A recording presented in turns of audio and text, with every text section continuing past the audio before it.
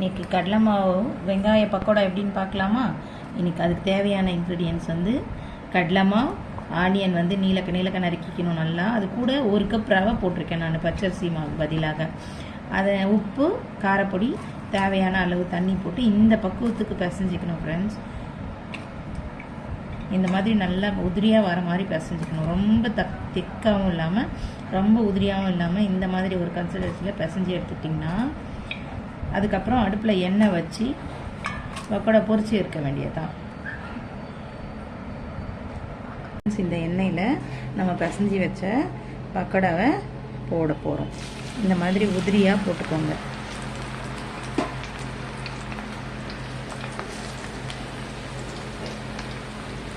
கடலை மாவு கூட அரிசி மாவும் சேர்த்துக்கலாம். நான் ஆனால் இன்றைக்கி ரவை சேர்த்து பிசைஞ்சிருக்கேன். கொஞ்சம் நல்லா மொறுமொறுன்னு வரும் பக்கோடா அப்படின்றதுனால. பொரிச்சு எடுத்தால் பக்கோடா ரெடி.